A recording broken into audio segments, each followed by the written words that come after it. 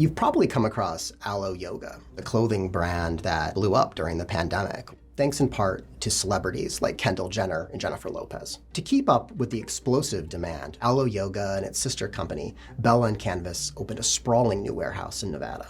To staff it, they followed a decades-old corporate practice. They turned to staffing agencies that temporarily employ workers, including, in some cases, migrants who enter the country illegally in search of jobs. For many unauthorized migrants, staffing firms offer a way to get their footing in a new country. But in our reporting, we found that dozens of staffing agencies had been accused of violations involving migrants. Among them, sexual harassment, racial discrimination, wage theft, and safety lapses that have resulted in injuries, even death.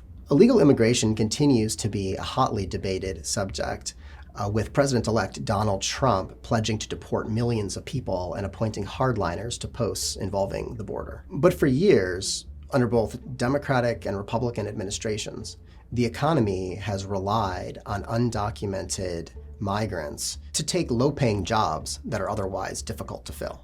And some big brands have been able to sidestep responsibility for the fact that their warehouses are staffed with undocumented immigrants and for any mistreatment they may face. Many businesses use staffing agencies that serve as middlemen between the workers and the companies that need them. Some unscrupulous agencies bend the rules. Let's look at the staffing agency Baron HR. They worked with Aloe Yoga, bella+canvas, and hundreds of other companies. Baron HR and its affiliates had a history of hiring migrant workers and then mistreating them and failing to pay them on time.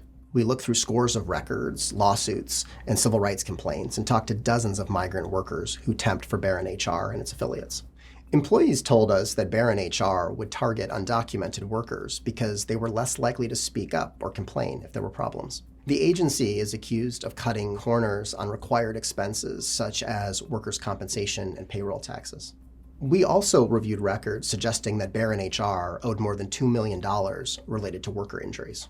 And we found that Baron HR issued paychecks that either bounced or shortchanged workers. And while workers at Aloe Yoga and bella+canvas were struggling to get paid last year, Aloe Yoga was running discounts for the holiday season, offering free fast shipping. We tried extensively to engage with Aloe Yoga and bella+canvas to ask them about their use of Baron HR. They declined to participate in any way. They did not respond to extensive outreach from us. Baron HR filed for bankruptcy this year, and its owner and founder is in jail after pleading guilty to tax fraud charges. But while Baron HR is out of the game, this system of recruiting migrant workers goes on.